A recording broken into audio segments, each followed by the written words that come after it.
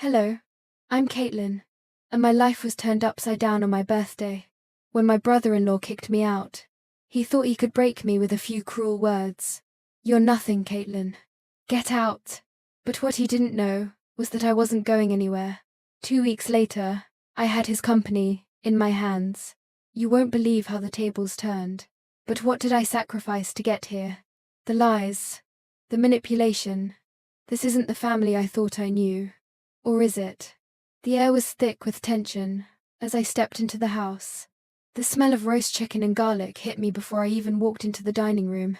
My family was already gathered around the table, chattering away like nothing had changed. I stood by the doorway for a moment, hesitant, watching them. It had been a year since I last celebrated my birthday with them, and the excitement I had felt earlier in the day was slowly melting away. I wasn't sure what I had expected, but it wasn't this. There was a sense of familiarity, yes, but a distance between us, as though I was no longer a part of the warm circle that had once been a part of me. As I made my way to the table, I could already feel it. The way they glanced at me, almost like an afterthought. My brother-in-law, David, didn't even acknowledge me until I was sitting down.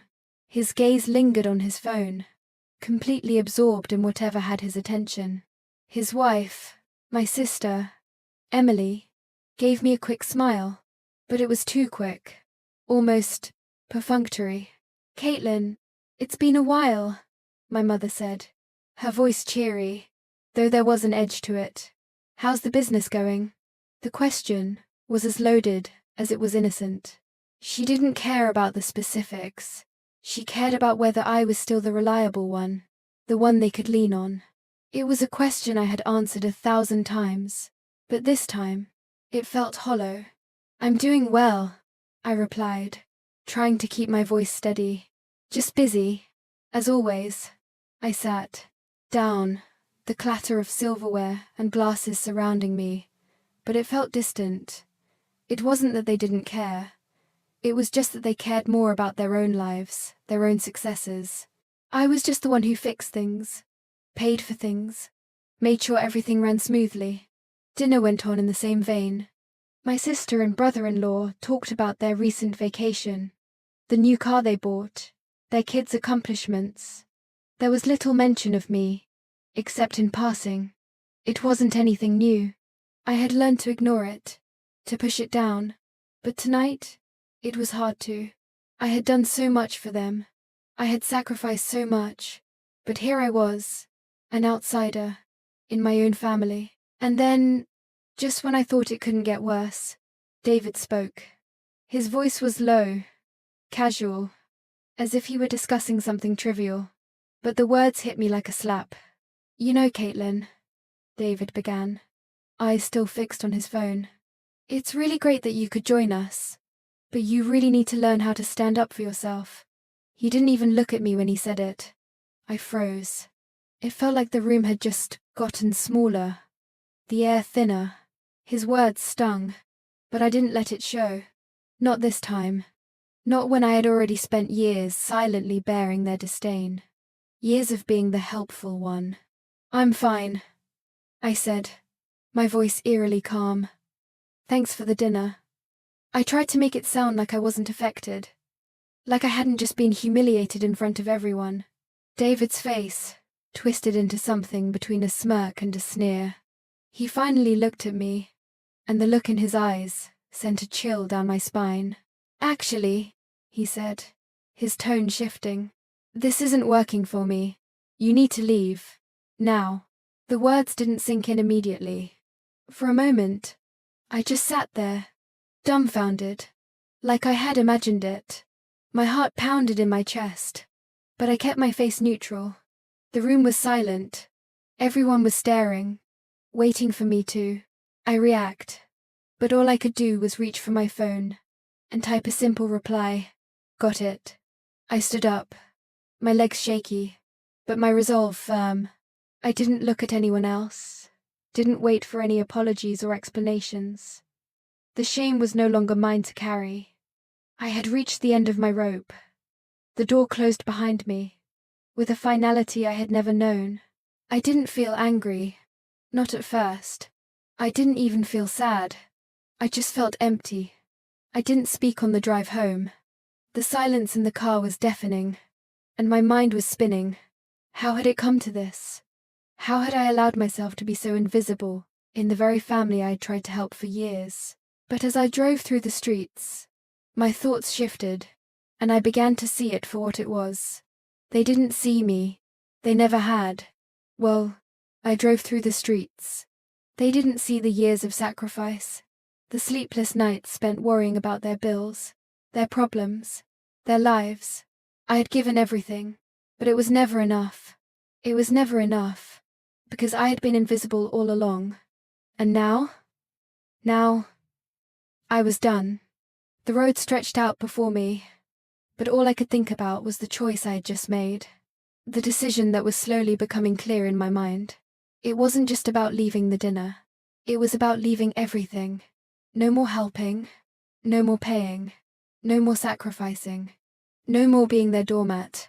I pulled into my apartment complex, the dull hum of the engine, the only sound breaking the silence. The weight of the evening hung over me, but there was something else too. A strange feeling of empowerment, as though I had just taken control of my life, in a way I hadn't thought possible. As I stepped out of the car, I felt my fingers trembling. It wasn't fear, but something close to it. The anxiety of what was to come, of how my family would react. But more than that, the uncertainty of what it would mean for me to truly stand on my own. Inside my apartment, I went straight to the small desk in the corner. I didn't even bother turning on the light. The glow of the street lamp outside was enough. As I sat down and pulled out my phone, for a long moment, I just stared at the screen. I didn't want to do this. I didn't want to cut them off. Not completely. But I knew I had to. This wasn't just a birthday dinner gone wrong. It was years of being pushed aside. Years of giving, and never receiving. I tapped open my bank account. The numbers were familiar, comforting even. But tonight, they felt foreign. I scrolled down to the list of automatic payments. Payments for my mother's medical bills, for Emily's business, for all the small things I had been paying for without question. One by one, I started cancelling them. The relief that washed over me wasn't immediate. It came in waves. A tinge of guilt, mixed with something far stronger. Something I had been longing for. Control. Autonomy. As I clicked the final button, I felt the weight lifting off my shoulders. This was it. The end of my role as their savior. The end of my part in this endless cycle. And for the first time in a long while, I breathed. I felt free. But then, just as I started to think that maybe, just maybe, I had made the right decision, my phone buzzed. It was a text from my mother. "We need to talk. This isn't over." I stared at the message, finger hovering over the reply button. The first few days after I sent the message were quiet. Too quiet. At first, I was flooded with a sense of calm, thinking I had made the right choice. But then, as the hours wore on, it became clear that I had triggered something much bigger than I had imagined. My phone, which had once been a silent witness to my family's expectations, now buzzed incessantly. Calls, messages, voicemails. They kept coming. My mother, father, even David, each one begging me to come back, to stop the silly games and family drama. It was maddening. The control they thought they had over me was slipping away, and they were desperate to reclaim it. I ignored the first few calls. I didn't want to listen to their empty apologies, their pleas for me to return to the fold. But it only took a few more missed messages before I found myself staring at my phone, hand shaking as I reached for the voicemail icon. I had to know what they were saying. I pressed play. It was my mother first. Her voice, usually warm, was now strained with worry. "Caitlin, honey, please. This isn't you. We're family. We need you. Don't shut us out like this. We're just trying to help." I rolled my eyes, the familiar guilt creeping up, but I pushed it back down. I had heard this too many times before. Her concern only extended as far as her own needs. She needed me to be there for her. Always. But I wasn't going to fall into that trap again. The next voicemail was from my father. His voice was softer, more apologetic, but equally manipulative. I know things have been tense lately, Kate, but we're family. We've always been there for you. You can't just walk away from all of us like this. Please, come home. Let's talk. I wanted to laugh. Let's talk. Sure. They were all about talking, but never listening, never understanding. They just wanted me to be the one who fixed everything, the one who always gave in, but not anymore. Then, there was David. I almost didn't want to hear it, but his voicemail stood out from the others. His tone was different, colder. You've ruined this family, Caitlin, all because of your pride. You think you're better than us now. You think I'm the problem. You've always been the problem. It's always been about you, hasn't it? I felt the anger rise in my chest, but I didn't let it show. Instead, I calmly pressed the button and deleted the message. Just like that. Gone. I took a deep breath. My family had always done this, blamed me for their shortcomings, used me as the scapegoat. But I wasn't going to let them manipulate me anymore. I wasn't going to be their emotional punching bag. The feeling of empowerment that followed was unlike anything I had felt in years.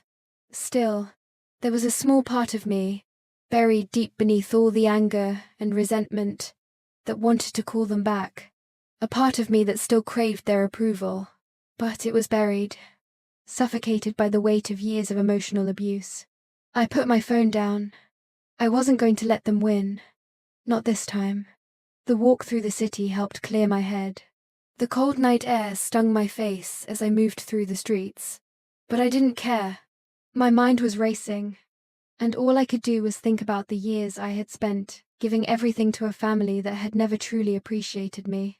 I passed the little cafe where I used to meet Emily for coffee. The memory stung, but it wasn't just the coffee or the conversations we had. It was the feeling that I was always the one holding things together. Always the one trying to fix everything while they sat back and let me do the work. I thought back to the time when I had spent months working extra hours to pay for my brother's debts. He had gotten himself into trouble again, and of course, he expected me to bail him out. No one else would, but I did. I was always the one they turned to, the one who picked up the slack. I could still remember the way Emily had brushed it off, like it was nothing. "That's just Caitlin," she had said, as though it were expected of me. But that was it. That was the moment when I realized they didn't value me. They valued what I could do for them. I wasn't a sister. I wasn't a daughter.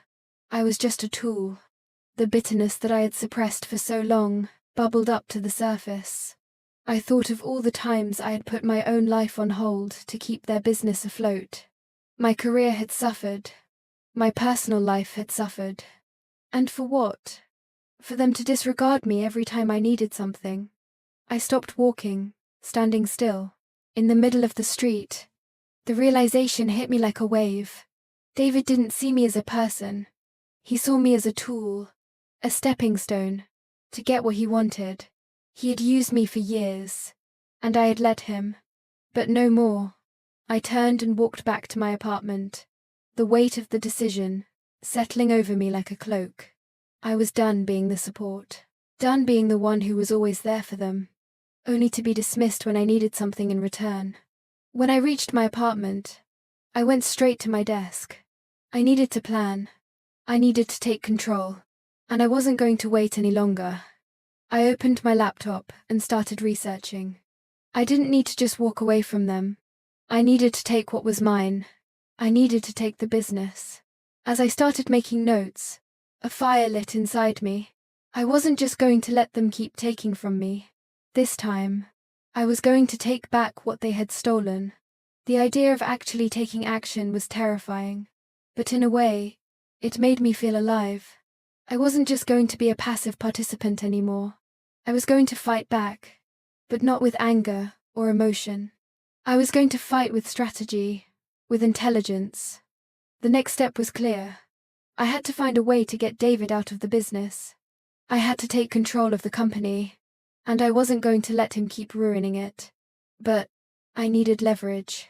I spent the next few days combing through the company's records, digging for anything that could give me an edge. And then I found it. David had been embezzling from the company. There were mismanaged funds, hidden accounts, and transactions that didn't add up. It wasn't just careless bookkeeping, it was intentional. He had been siphoning money for years, and now I had the proof. I couldn't believe it at first. But when I saw the numbers, when I saw the evidence laid out in front of me, I knew I had my chance.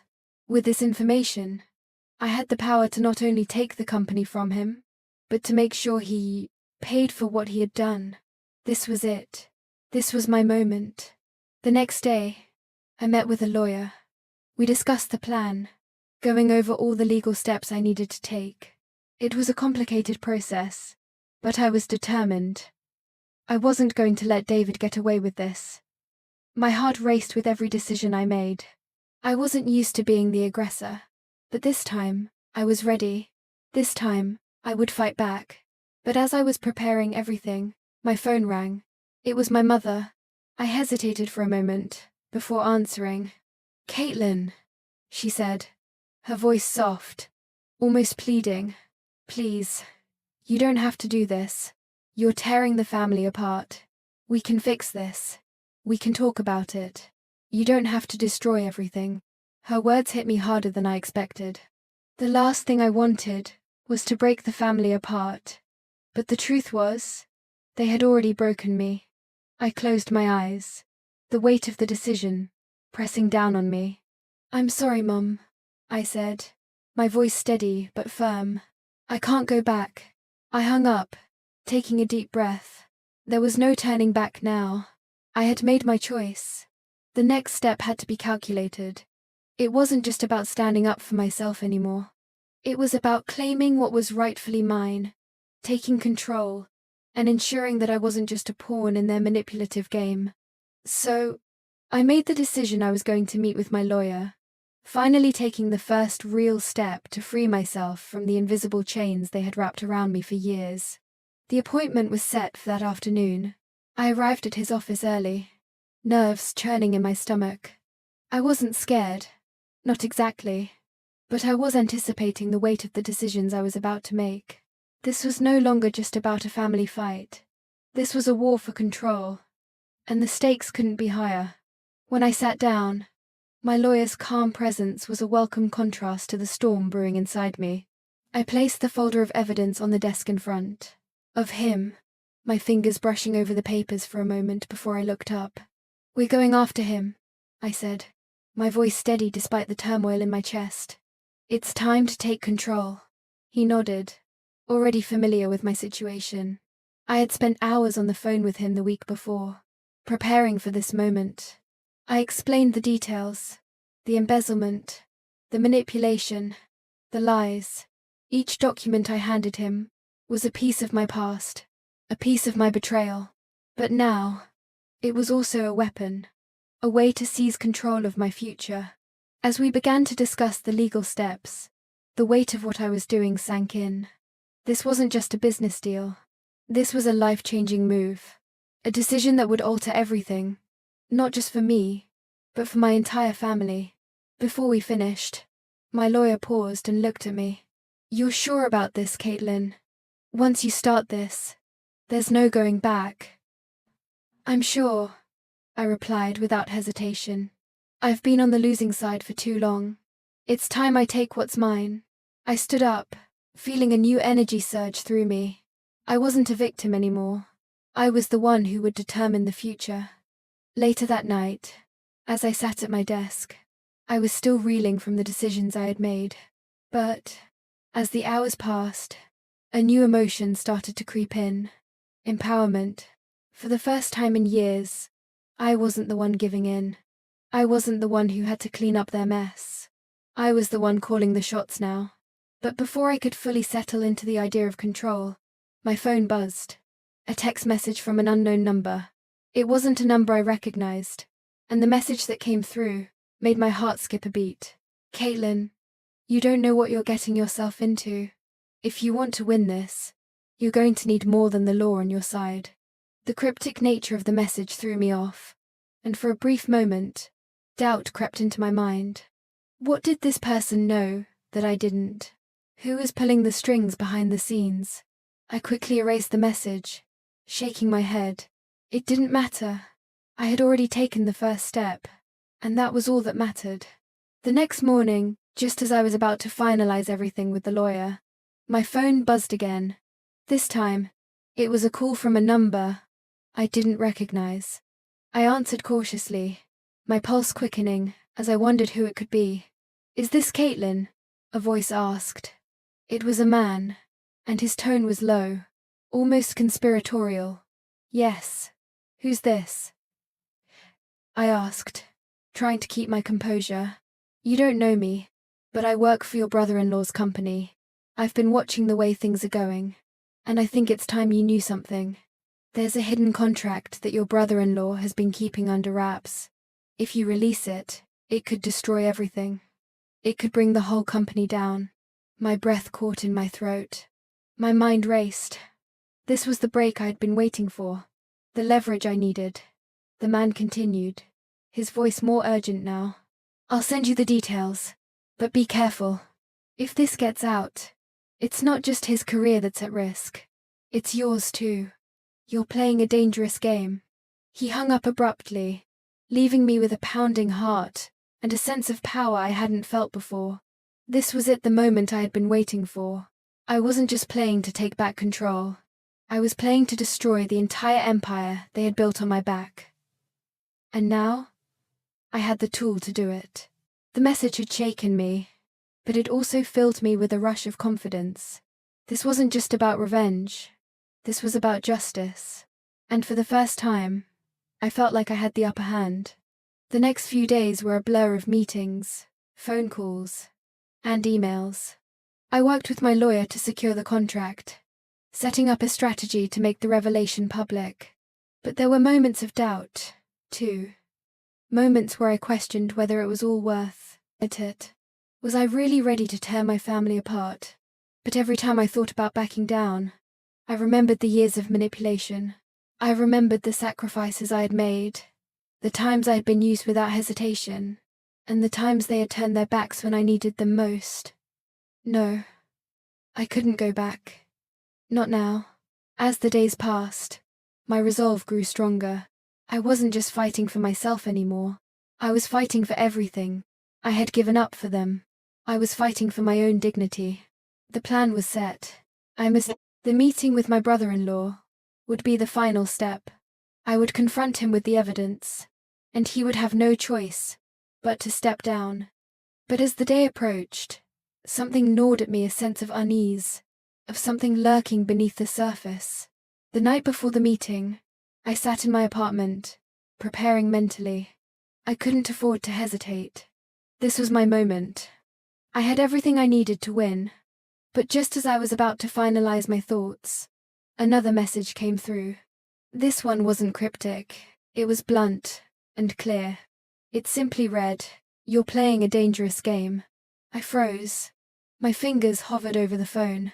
Was this a warning from someone else? Or was it just someone trying to scare me? I took a deep breath and put my phone down. There was no turning back. I had already made my choice. Tomorrow, I would face my brother-in-law, my family, and the consequences of my actions. The day of the final showdown arrived, and I could feel the weight of everything pressing down on me. As I walked into the conference room, I wasn't just stepping into a battle. I was walking into the battlefield of my own life. I had everything I needed, every piece of evidence, every document. It wasn't just a corporate meeting.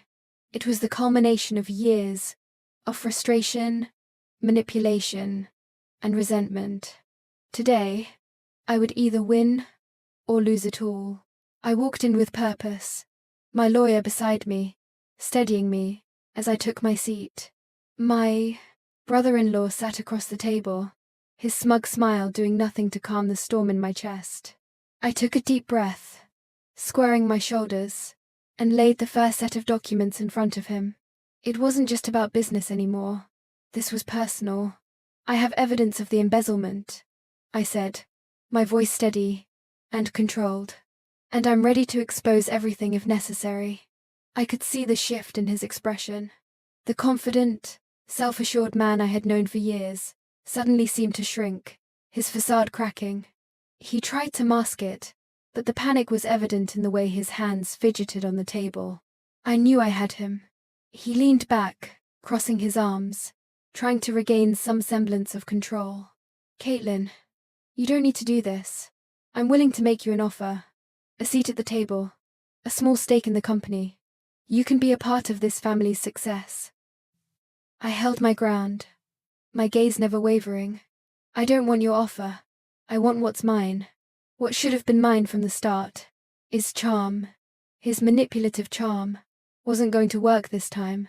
I wasn't the same vulnerable woman who had been overshadowed and belittled by him for years. The tables had turned. I stood firm, unwavering. I'm taking control of this company, and you're going to step aside. The tension in the room could have been cut with a knife. My brother-in-law's face flushed with anger, but he didn't respond right away. His eyes darted toward the board members, who sat in stunned silence, witnessing a family drama unfold in real time. He must have realized there was no escaping it. Just as the meeting seemed to stall, my phone buzzed in my pocket. I ignored it at first, but when the message came through, I couldn't help but glance at the screen. It was a text from someone within his inner circle. The message was short, but damning. You need to know this. He's planning to frame you for the company's financial mismanagement. The blame's on you if it goes down. My blood ran cold, but I didn't let it show. This wasn't just betrayal, it was a calculated effort to destroy me. But now, I had a weapon, and I was going to use it. I cleared my throat and turned my focus back to the room. You've been planning to destroy me, haven't you? I said, voice cutting through the tension, trying to make me the scapegoat for everything you've done wrong. His face twisted with anger, but before he could respond, I slid a stack of papers across the table. I know about your plans, your affair, the illegal activities you've been running behind closed doors. The silence that followed was deafening. His face drained of color as I laid out the evidence. Undeniable proof of his lies, his manipulations, and his attempt to frame me. It felt like a slow motion unraveling. I could see the realization dawning on him. The understanding that everything he had built was crumbling. All because of his own actions. The board members shifted uncomfortably in their seats, glancing between each other, unsure of what to do next. They had been complicit in his empire, but this was different. The meeting quickly dissolved into chaos, and for a moment, I couldn't help but feel a rush of exhilaration. Finally, it was happening. The power was shifting, and I was in control. The business, the future, it was all mine.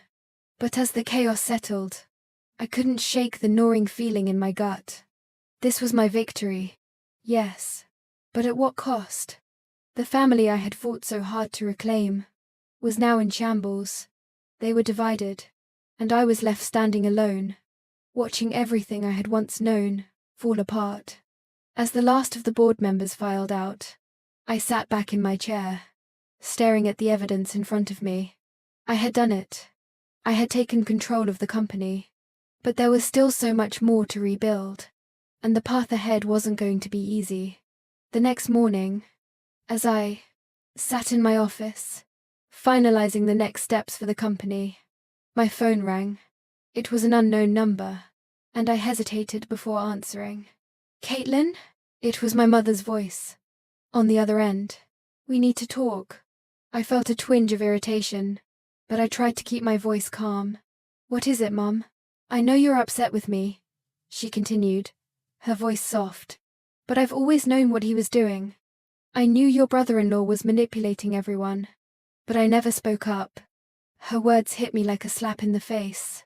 After everything, after all the years of carrying this family on my back, all the sacrifices, all the moments I had hoped she would see me for who I truly was, This was her confession. I took a deep breath, trying to keep my composure. "Why didn't you say anything, Mum?" "I was afraid," she whispered. "Afraid of losing everything." For a moment, I was speechless. I had fought so hard to prove myself, to prove that I was worth something. And now, my mother was admitting that she had known the truth all along, but never had the courage to stand with me. I closed my eyes for a moment, letting the silence settle around us. "I appreciate you telling me, Mom, but I'm done. I can't keep living in this family's shadow. I have to do this on my own now." Her voice trembled on the other end. "Please don't turn your back on us, Caitlin. We can still fix things." I shook my head, more to myself than to her. "No. This time, I'm choosing me." I hung up the phone and stared at the empty room around me. This was my moment. I had the power, the control, and the resources to rebuild my life on my own terms. But I knew that this wasn't the end. This was just the beginning. Just as I was about to get back to work, another message flashed on my phone. This one was different. It read, "You've won this round, Caitlin, but there's someone out there who won't let you get away with it." I stared at the message, my heart pounding in my chest. Who was this person? And what did they know? I didn't have the answers, but I knew one thing for sure. The battle was far from over. The invitation to the family gathering felt like a noose tightening around my neck. It was supposed to be a meeting to discuss my recent actions, but I knew what it really was. An ultimatum. This was the moment where I would either be accepted back into the fold, or forced to sever all ties completely. As I prepared to walk into the gathering, a surge of defiance washed over me. I had fought too long, clawed my way too high, to be reduced to the role of the obedient daughter again. My family had spent years trying to keep me small, and now they would have to accept that I was no longer the person they could control. I walked into the room with my head held high, the weight of my resolve steadying my steps. The room fell silent for a moment. When I entered, my brother-in-law was there, the same smug expression that had haunted me for years plastered across his face. But now, it didn't intimidate me. It only made me angry. "Caitlin," he greeted me, his voice dripping with feigned warmth. "We're all just so glad you could make it." I could feel the subtle pressure building in the room, the eyes of my family burning into me. They were waiting for me to fold. They were waiting for me to apologize, to beg for their acceptance. But they would be waiting a long time. "I'm here to make one thing clear," I said, my voice cutting through the tense silence. "I'm not going anywhere. I'm in charge now." The emotional weight of the room shifted. For the first time in years, I could feel the fear coming from them, not the other way around. They were scared of what I was capable of, scared of what I might do. They had never really understood me, and now, they never would. My brother-in-law leaned forward, the false kindness slipping from his face like a mask. "Caitlin, we've been through a lot together. You don't have to go down this path. We can work something out. You can have a piece of the company. You can be part of the family, just step down." His words were carefully chosen, but I saw through them instantly. He was trying to use guilt to manipulate me into walking away from my own success, my own hard-won victory. And for a moment, the weight of it all almost crushed me. The tension in the room built, the eyes of my family pressing into me. But then I remembered who I was, and I stood taller. "I'm not doing this for your approval," I said, my voice steady. "I've worked too hard for this. I won't let you manipulate me anymore. You can't control me any longer." The anger in his eyes flared, but he said nothing. He was out of words, and that's when I knew I had won. But even as I felt the satisfaction of taking control, the tension in the room remained thick. This was far from over. Just as I thought the confrontation was nearing its end, my phone buzzed in my pocket. A text message from an anonymous number appeared, and I hesitated before opening it. It was from someone inside my brother-in-law's company, someone who wanted to remain unnamed, but had something crucial to share. "You need to know something," He's planning to frame you for the financial mismanagement. If you don't act fast, it'll be your name in the papers." For a moment, I stood frozen, the words burning into me. My brother-in-law wasn't just trying to destroy me professionally. He was planning to make sure I paid the price for his mistakes. The anger I had been holding back suddenly surged, and in that instant, everything became clear. This wasn't just about business. It was personal. I looked up from my phone, my gaze meeting my brother-in-law's eyes, and the realization hit him like a freight train. He had underestimated me, and now he knew that his web of lies was unraveling. With a calm I didn't know I possessed, I laid the evidence in front of him. "This is your plan, isn't it?" I asked, voice low and steady. "To frame me for your crimes, your mistakes. You never cared about me, did you? Just used me. But not anymore." I saw his face go white as I dropped the bombshell. The room was silent. I could feel the weight of the moment. His empire, the one he had built off of my sacrifice, was crumbling in front of his eyes. The people in the room knew it. I could see it in their faces, the realization that they had been complicit in supporting a fraud. The meeting devolved into chaos, and I didn't care. My mind was already racing ahead. I had taken control. This wasn't just about business, it was about reclaiming my life. I stepped outside into the cool evening air, the weight of the day finally hitting me. The exhilaration of victory was still fresh, but beneath it, there was an undeniable loneliness. I had won, yes, but what had I lost? The family I thought I could count on was gone, and there was no going back. As I sat in my car, the phone buzzed again. This time, it was my mother. I stared at the screen, unsure if I should pick up, but I did. "Caitlin," she said, her voice tentative. "We need to talk. I didn't want it to get this far." Her words hit me like a ton of bricks. After everything, she was finally reaching out. I thought of all the years I had sacrificed for them, all the ways I had tried to make them proud. But all I felt now was a sharp sting of betrayal. "I know," she continued. "I knew what he was doing, but I couldn't. I couldn't stand against him. I'm sorry." The apology felt hollow, too late, and I felt the anger rise again, sharper than before. This wasn't the first time my mother had failed me, but this was the final straw. "You should have said something years ago," I snapped, my voice hard. "It's too late for apologies." I hung up, my heart heavy but resolute. This was it. There was no going back. I had cut the ties. I was free. The next day, I sat at my desk, the weight of everything still lingering. My phone rang again. This time, it was a colleague offering congratulations on my victory. But as I sat there, taking in the news, I couldn't shake the feeling that my battle was far from over. An email pinged on my screen, and I clicked it open, only to freeze when I saw the sender's name. It was someone I hadn't heard from in years, someone from my past, someone who knew me well. The subject line read, "You thought you were in control. Think again." The words were simple, but they shook me to my core. Who was this person? And what did they want? The fight for control was far from over. The nights had grown longer, the hours stretching into restless shadows as I pored over documents, emails, and financial statements, dissecting every detail to prepare for the ultimate confrontation.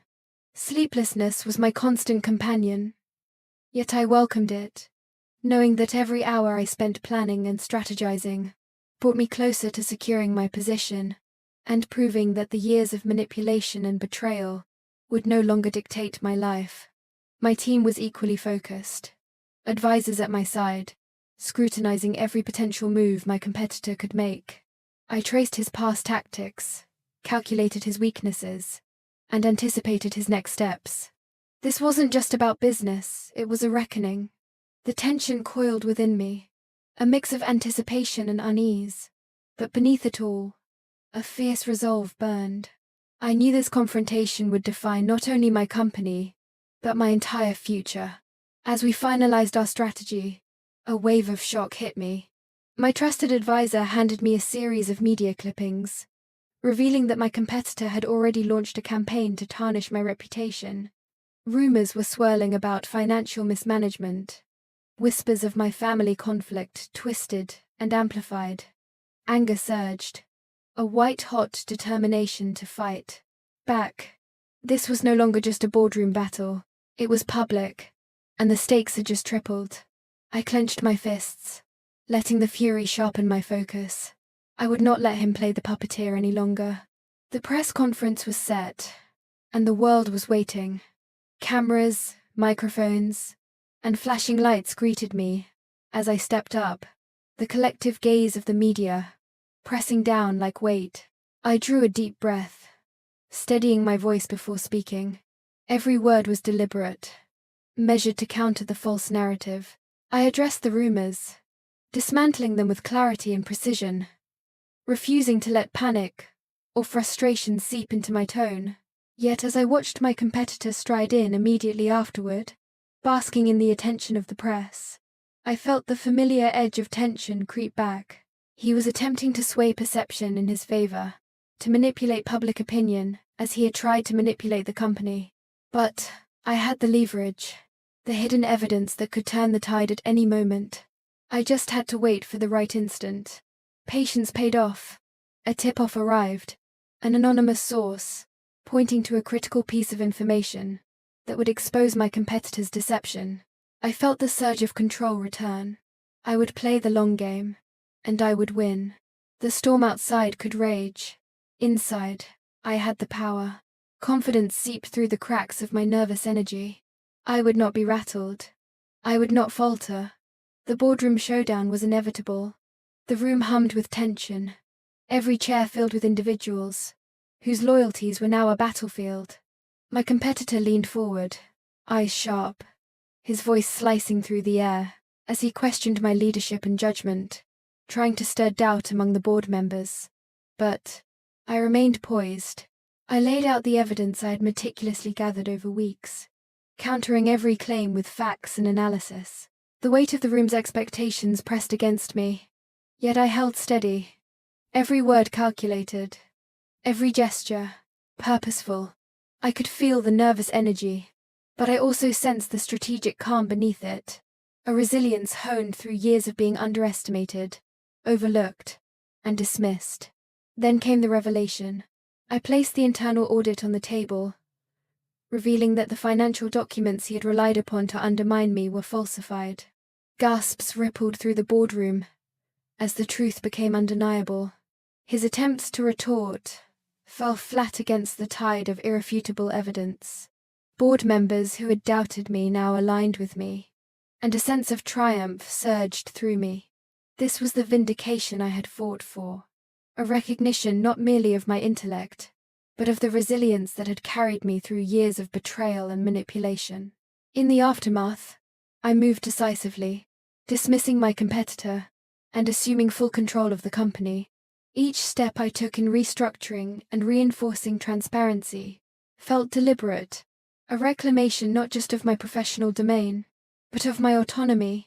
I implemented policies to restore trust, solidify financial stability, and safeguard the company's reputation. Relief mingled with satisfaction. The battle had ended, but the work of leadership had just begun. Yet, victory carried its own bittersweet weight.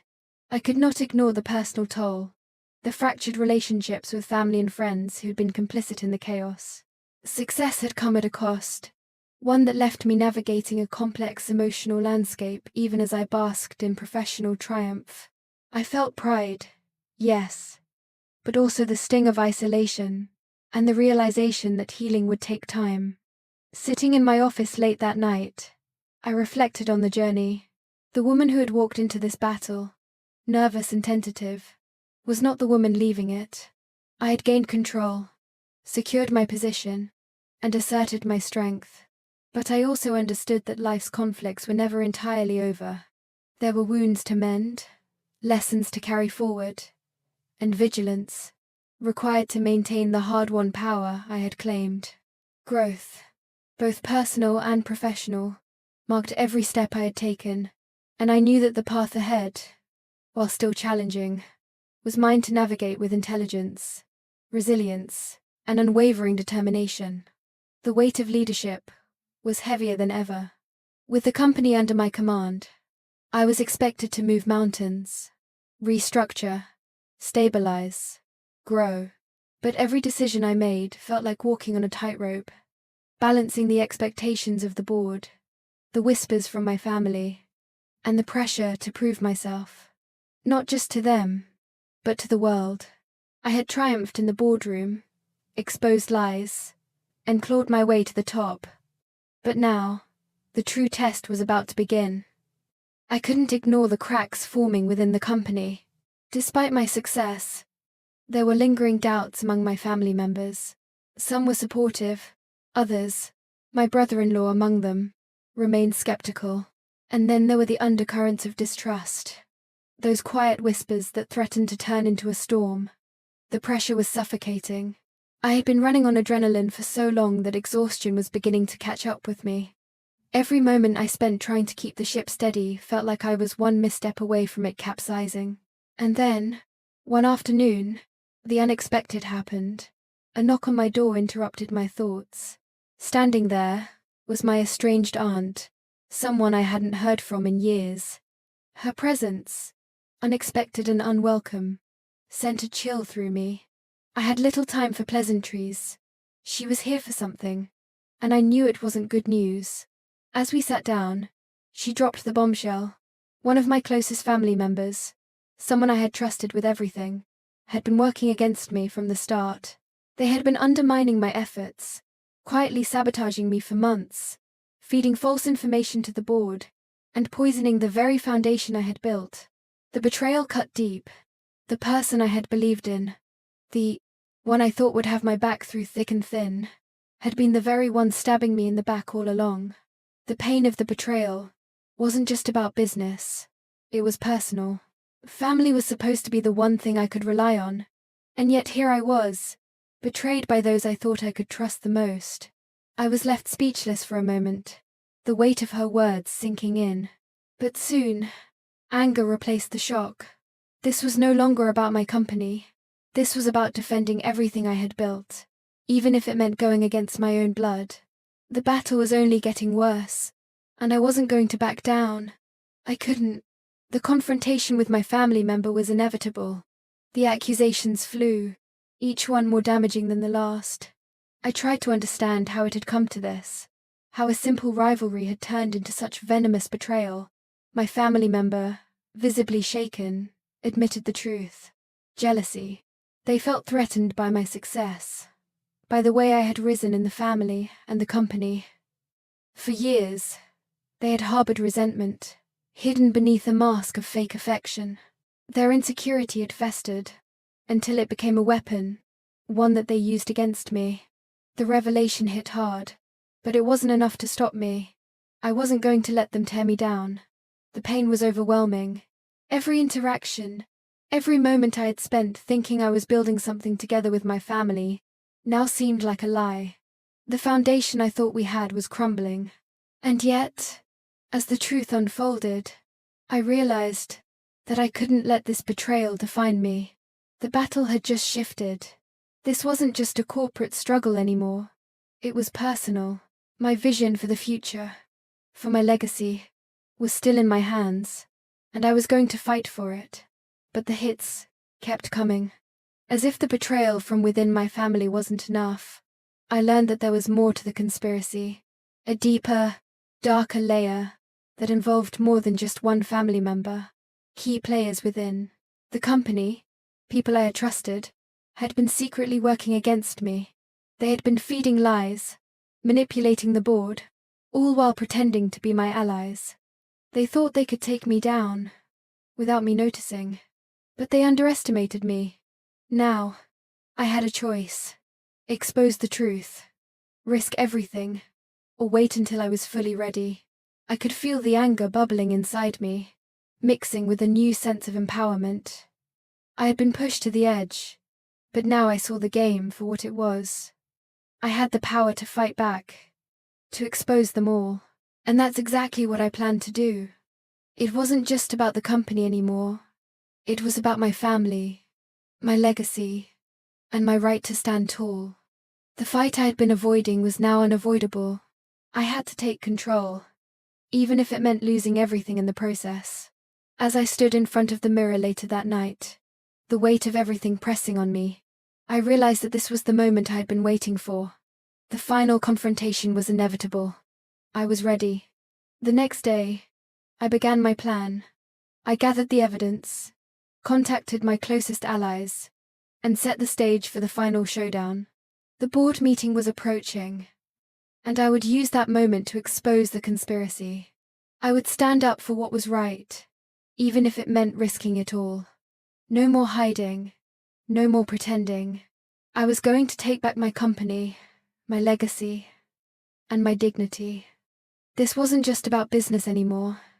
It was about reclaiming my life, piece by piece, from the people who thought they could tear me down. And I was ready to fight. I had worked too hard, fought too long, to let it all slip away now. The moment of reckoning had arrived. With everything at stake, I was about to face the culmination of years of struggle. My final showdown with both my family and the conspirators within my own company. I had gathered the evidence, prepared my case, and now it was time to reveal the truth. The board meeting was set. The family members, who had once stood by me, and the ones who hadn't, would all be in the room. This was it. I walked into the meeting with the weight of the world on my shoulders, but my demeanor was calm, calculated. I couldn't afford to let anyone see the storm brewing inside. This wasn't just a corporate battle anymore. It was personal. I wasn't just fighting for the company or the board's approval. I was fighting for my legacy, my dignity, my place in this world. My family had never truly seen me. They always saw someone who was useful, someone who could carry the burden, take the heat. But they never saw me as a leader. They never saw me as someone capable of standing on my own. And now they would see. The meeting started, and I wasted no time.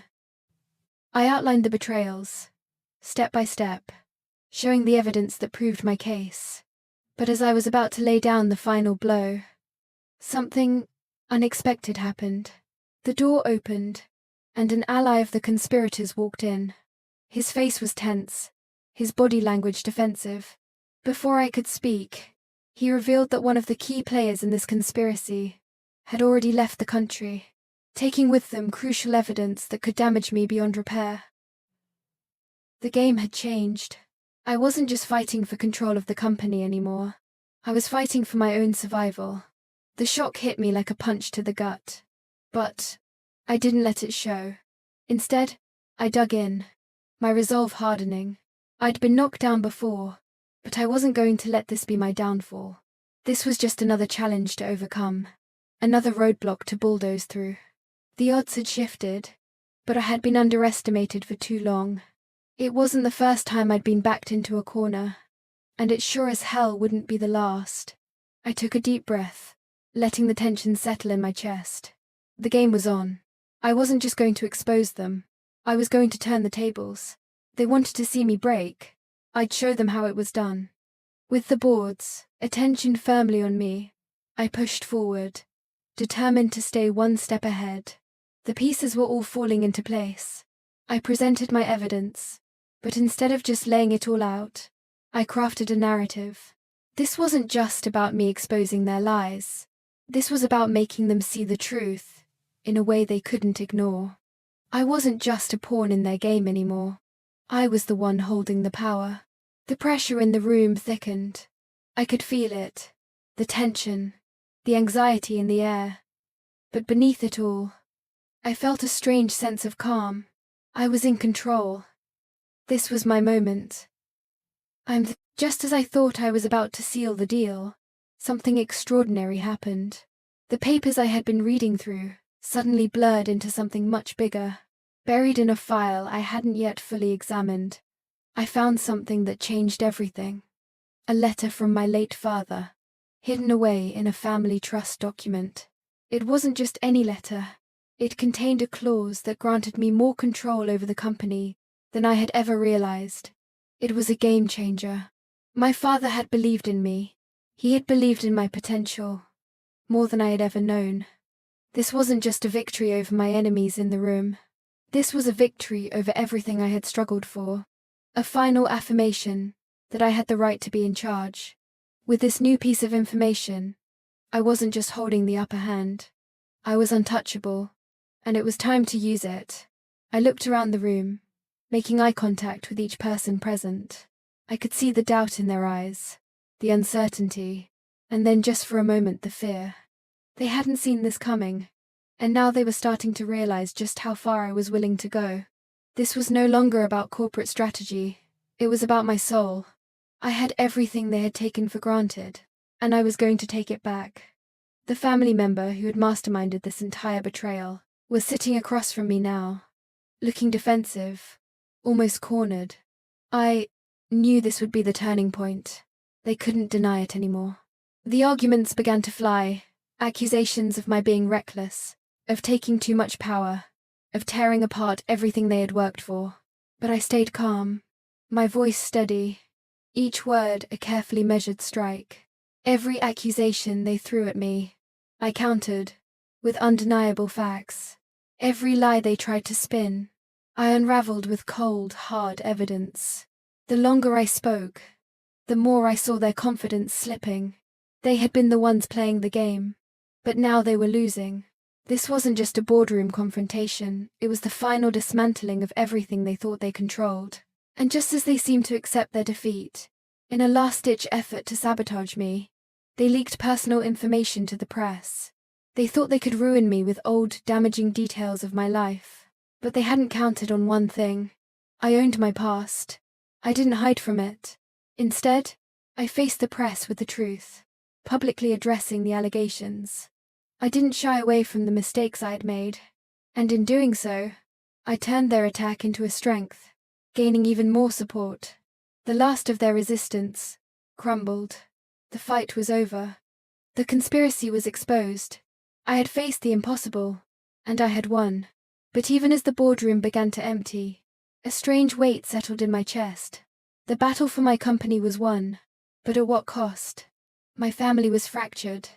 The damage to our relationships, irreparable. Some members had stood by me, but many had been part of the betrayal. The scars were deep, and the road to healing felt longer than I could bear. As I sat in my office that evening, reflecting on everything I had just been through, the phone rang. I hadn't expected the call, but when I picked it up, I recognized the voice immediately. It was an old ally, one who had once betrayed me, but now they were offering me something even bigger, an opportunity to expand my influence, even further. The decision hung in the air, like a blade waiting to drop. I had fought so hard to get here, to reclaim my place, but now I had to choose again, take this opportunity, and risk everything I had worked for, or stay the course, heal the wounds, and rebuild my legacy. I was at another crossroads, and the choice would shape everything that came next. I had reached the final point in my journey. It wasn't just about the company anymore, or even the fights I had endured to take control. It was about something deeper, what I had become, and where I was headed.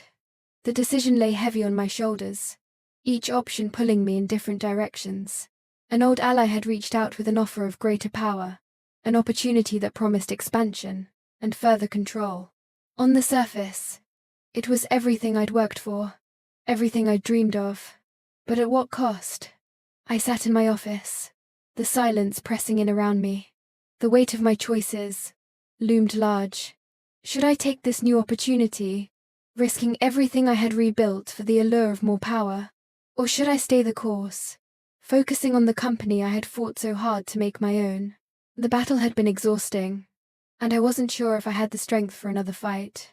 But then, the thought of the people who had supported me, my allies, my team, flashed through my mind.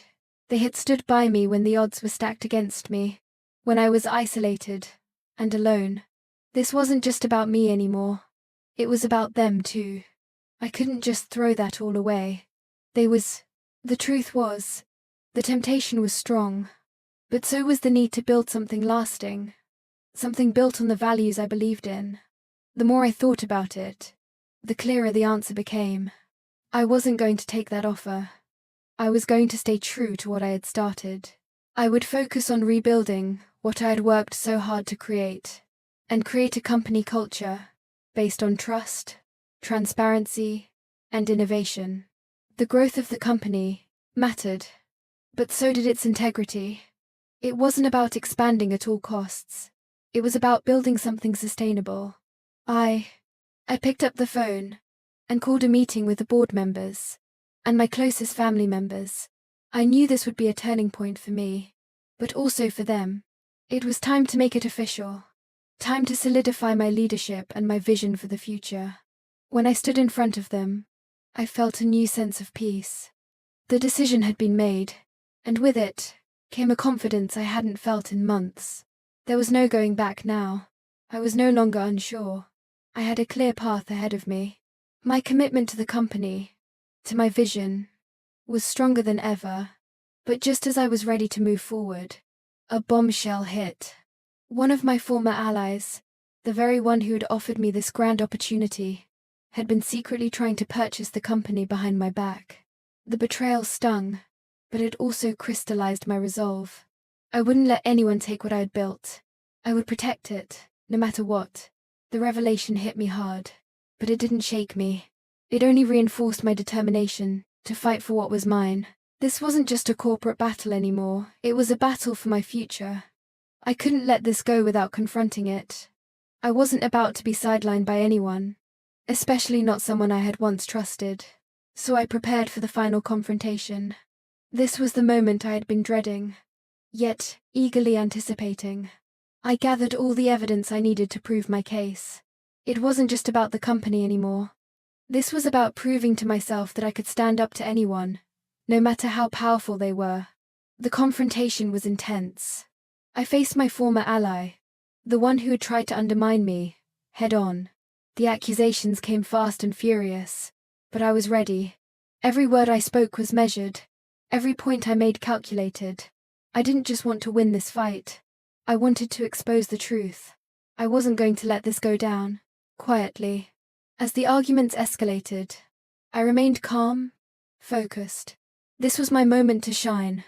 I knew the truth, and I had the facts on my side. The more my opponent pushed, the more confident I became. I wasn't intimidated anymore. I was no longer the underdog. I was in control. Then came the final revelation. Hidden deep in the contracts and documents I had gathered was an agreement that confirmed my suspicions. My former ally had been in cahoots with another key player, conspiring against me from the inside. This was the final blow. With this evidence, I had everything I needed to secure my control over the company for good. The relief was immense. I felt a weight lift off my shoulders as I watched my adversary crumble. The fight had been long and brutal, but it was over now. I had won not just the company, but my peace of mind. I had proven to myself that I could face any challenge and come out on top. But even as I felt the thrill of victory, a bittersweet realization settled in. The cost of this victory had been high. The damage to my family relationships was irreparable, and the scars from the battles I'd fought would take a long time to heal. My success had come at a personal price. As I sat back in my chair, reflecting on the journey that had brought me here, I couldn't help but feel a mixture of emotions. There was pride in what I had accomplished, but there was also a deep sadness. What had I lost in the process? The relationships, the people I had once trusted, the dreams I had shared with them, those were gone, perhaps forever. But as I sat in that quiet room, another thought crossed my mind. I had built something lasting. The company was mine now, and I could shape its future. I could still make a difference, not just for me, but for the people who believed in me. That was my legacy. Then the phone rang again. This time, it was someone unexpected, an old employee I hadn't heard from in years. They were calling to thank me for everything I had done, for the changes I had made that had impacted their life. They told me I had given them the chance to grow, to succeed. It was moments like these that reminded me why I had fought so hard. It wasn't just about the power, the control, or even the company. It was about the people, the ones who had believed in me, the ones I had helped along the way. That was the real legacy I was building. And with that, I knew my journey wasn't over. The future was still unwritten. I had made my choice, and it had shaped me in ways I never imagined. But there was more to come. My story wasn't just about what I had accomplished. It was about the impact I had on those around me.